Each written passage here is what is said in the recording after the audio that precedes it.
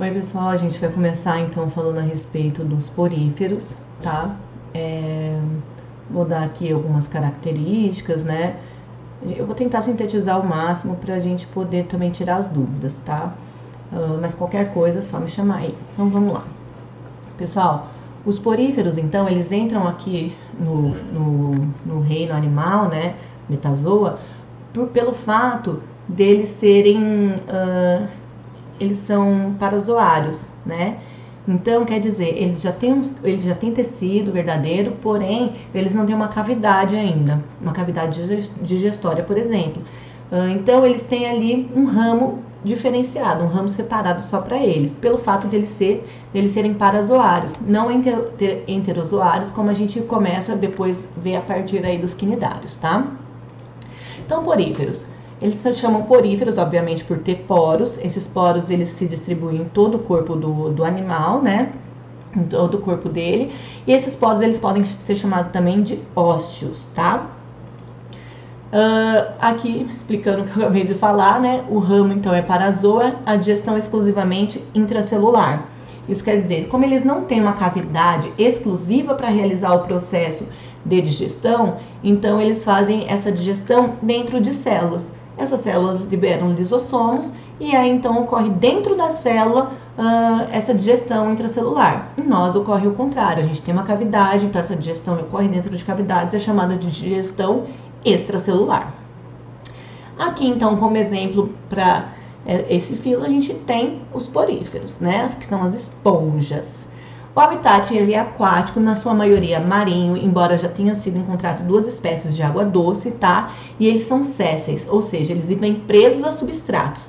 Como eles não conseguem sair para visualizar o habitat, né, para explorar o habitat, ele acaba trazendo, né, o ambiente até ele pelo processo de filtração. Então, eles são filtradores. Aqui a gente tem, então, exemplo aí de um porífero, tá? Características, eles são acelomados, então eles não possuem celoma ainda, e a simetria radial, isso quer dizer o quê? Que eles não têm uma simetria. Então, se você corta um porífero em vários pedaços, ele não vai ter uma simetria ideal, essa simetria é o contrário aí, tá? Eles são assimétricos. Sistema digestivo, ele é ausente, né? Então, essa digestão ocorre de que maneira, né? Dentro de células, como eu já falei anteriormente, nós vamos ter aí células na parede dos poríferos que vão ser totipotentes, por exemplo. São células que podem se diferenciar em qualquer outro tipo celular. E além disso, a gente tem na parede ali dos poríferos uma substância gelatinosa proteica, que é chamada de mesênquima, e ali então ficam mergulhadas todas as células que os poríferos têm. Então, graças ao coanócito que reveste o endoderma, que é a parte interna aí dos poríferos, eles têm um flagelo, esse flagelo ele fica se locomovendo e aí ocorre o batimento do flagelo e a água ela vai circulando dentro dos poríferos aí. Então é onde eles conseguem filtrar e trazer aí alimento para esse ser vivo. O sistema circulatório também é ausente. Então, como que faz, né? A gente tem ali uma digestão intracelular e como que esses nutrientes, depois da digestão, ele é passado, né, para outras partes do organismo? Pelo processo de difusão. A gente tem, então, aí os amebócitos, que são células que estão ali na parede dos poríferos. E, então, pelo processo de difusão, esses nutrientes, eles vão sendo passados aí célula a célula, tá? Então, a gente ainda não tem o sistema circulatório. Então, digestivo ausente, circulatório ausente. Respiratório também é ausente. E também o que vai suprir essa ausência é a difusão, né? Então, conforme eles vão filtrando, a água entra, trazendo oxigênio. E quando eles vão liberar essa água, eles vão devolver para o ambiente, eles liberam ali junto o CO2, tá? Então, é tudo pelo processo de difusão mesmo. E o sistema excretor também é ausente, tá? Então, a gente vê que é um animal, assim, bem rudimentar. Nervoso, ausente. Então, com relação à estrutura, né? Ele tem um ectoderma, que é o tecido de fora, o endoderma, que é o tecido de dentro, e no meio nós temos esse mesênquima, que é essa substância gelatinosa, onde ali as células elas ficam mergulhadas, tá? Então, do lado de fora a gente tem os porócitos, que também podem ser chamados de ósculo, que ocorre a entrada ali então da água, e do lado de dentro a gente tem ali os coanócitos, certo? E no mesênquima, outros tipos celulares mergulhados ali, além das espículas, que nós já vamos falar a respeito delas. Então aqui, ó, a gente vai ter essa cavidade aqui, ela é chamada de espongiocela ou átrio, por onde a água circula. Então a água ela vai entrar pelo ósteo, passa aqui pro átrio, espongiocela, né? E aí depois ela é liberada, ela vai sair pelo ósculo, tá? Então ela faz esse movimento. Então pelo ósculo só sai água, pelo ósteo só entra água, tá?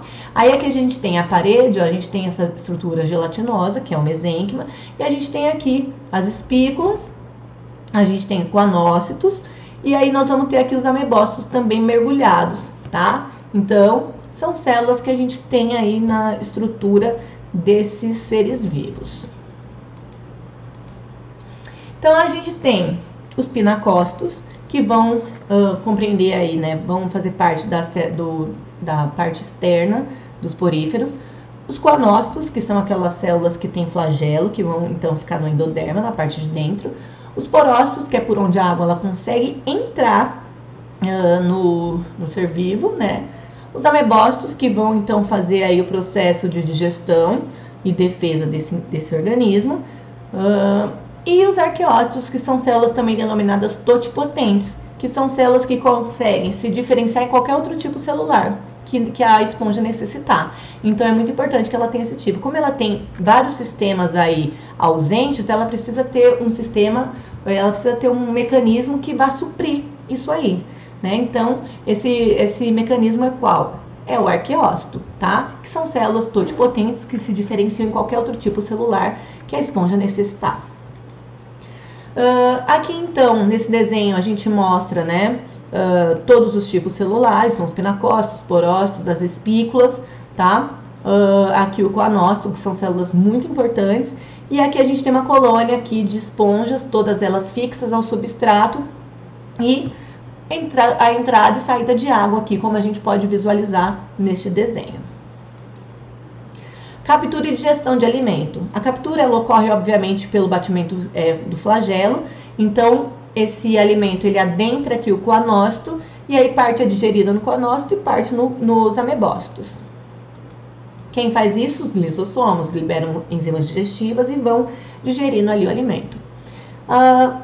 Eles possuem um esqueleto rudimentar, que dá estrutura, né, para o corpo mole das esponjas. Essa sustentação então é feita por espículas calcárias e silicosas.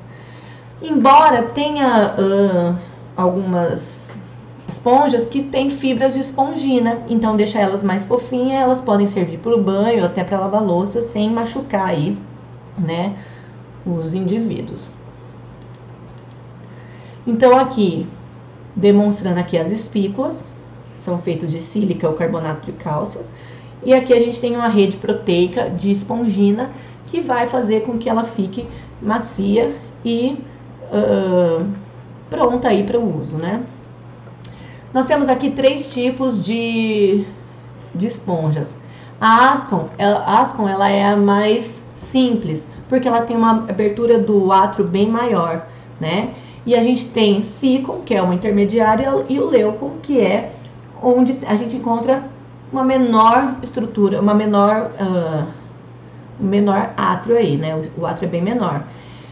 É mais eficiente, então, as Leucon, se for comparada ao Ascon, por quê? Porque a filtração de água é maior e a eficiência da distribuição de nutrientes é muito maior por conta de haver apenas um pequeno átrio ali. Já no caso das Ascon, como ocorre uma abertura muito grande do átrio, então tem muita água ali circulando, só que em poucas células, tá?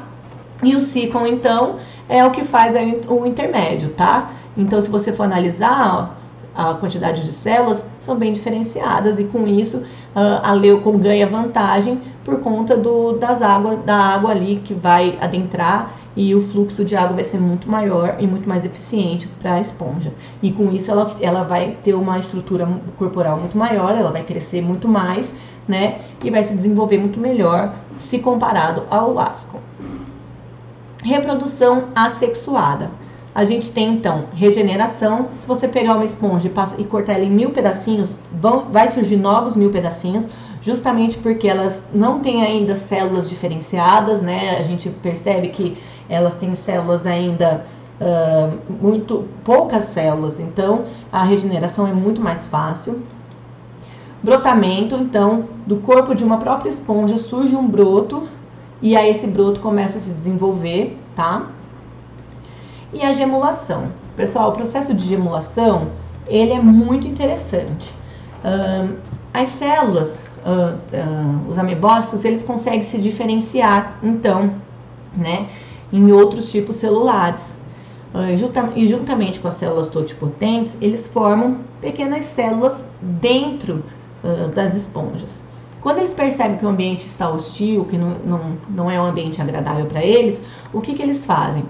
Eles liberam essas gêmulas e cada uma vai formar uma esponja. Então é um mecanismo de defesa aí.